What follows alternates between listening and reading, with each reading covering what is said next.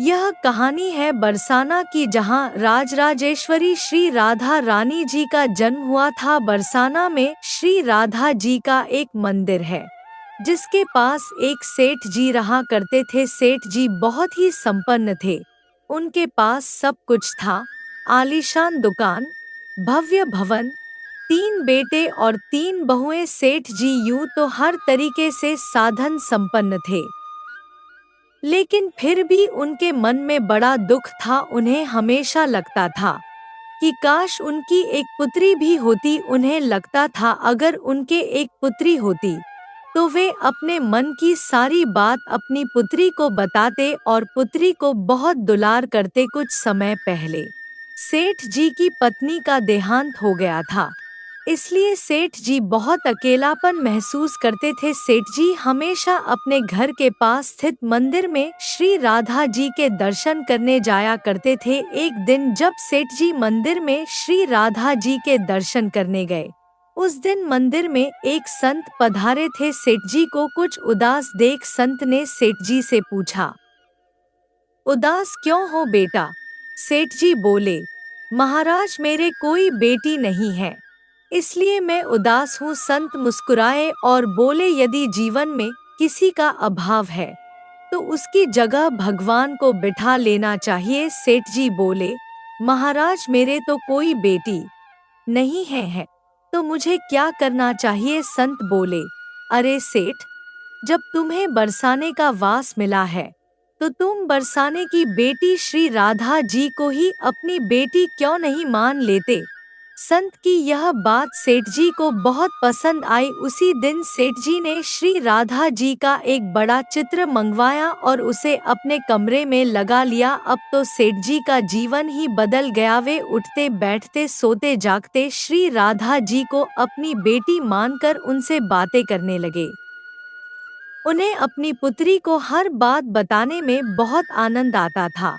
सेठ जी की राधा जी में ऐसी लगन लगी कि जब भी वे दुकान जाते तो श्री राधा रानी को भोग लगाकर प्रसाद पाकर ही जाते थे। शाम को लौटते तो राधा जी को प्रणाम करते, उनसे बातें करते और भोग लगाकर फिर प्रसाद ग्रहण करते और हर समय श्री राधे संकीर्तन किया करते थे और हर समय प्रसन्नचित रहा करते थे। जब भी सेठ जी से कोई उनका परिचय पूछता तो सेठ जी कहते, 3 बहु बेटे हैं, घर में सुख सुविधा है पूरी, संपत्ति भरी भवन में रहती नहीं कोई मजबूरी, कृष्ण कृपा से जीवन पथ में आती ना कोई बाधा, मैं बड़भागी पिता हूँ, मेरी बेटी है श्री राधा।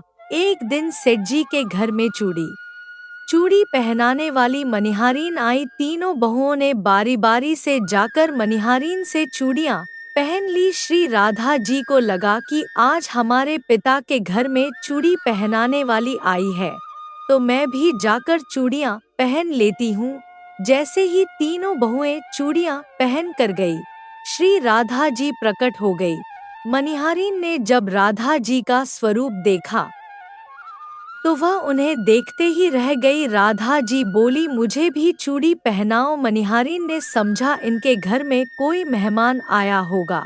यह सोचकर मनिहारीन ने राधा जी को भी चूड़ियां पहना दी।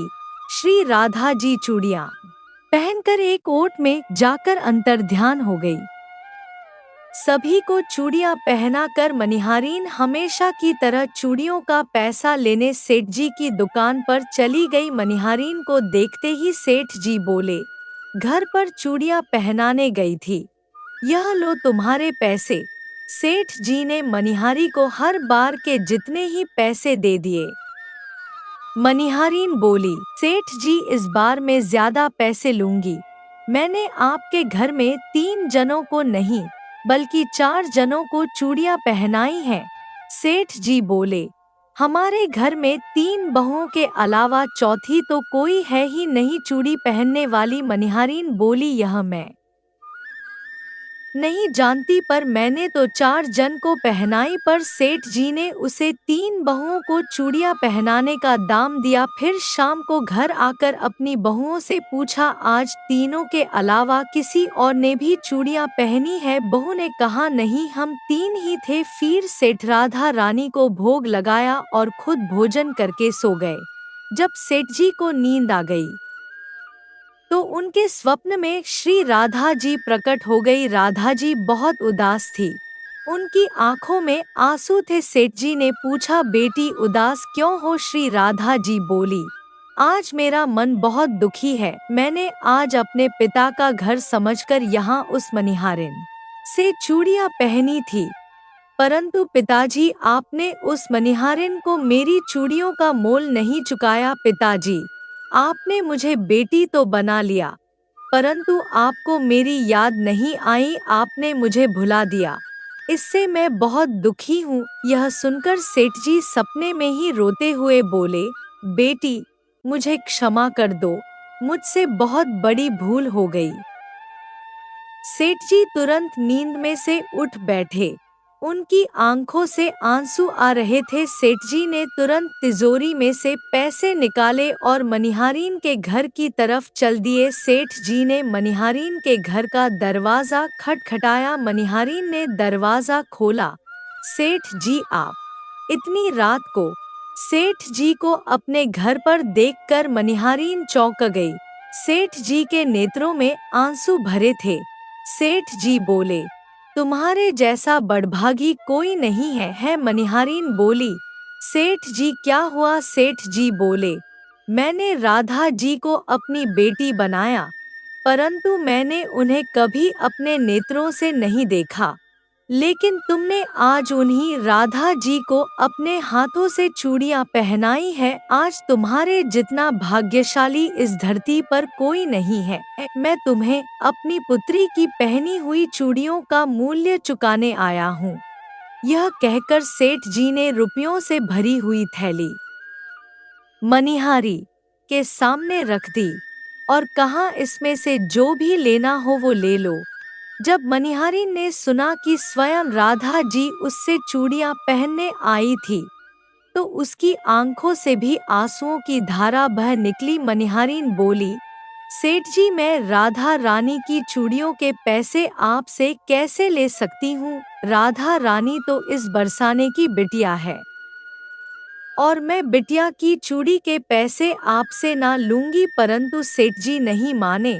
सेठ जी ने रुपयों से भरी हुई थैली मनिहारीन के घर पर रखी और वहां से सीधे श्री राधा जी के मंदिर चले गए। उस दिन के बाद सेठ जी ने सब कुछ छोड़कर संन्यास ले लिए और अपना शेष जीवन राधा जी के मंदिर में राधा जी की भक्ति करते करते बिता दिया। दोस्तों, आज की यह कहानी एक सच्ची घटना है जो बरसाना में घटित हुई थी बरसों पहले। हमें बताइए कमेंट करके और वीडियो को एक लाइक कर दीजिए और अपने फैमिली और दोस्तों के साथ शेयर कर दीजिए। धन्यवाद।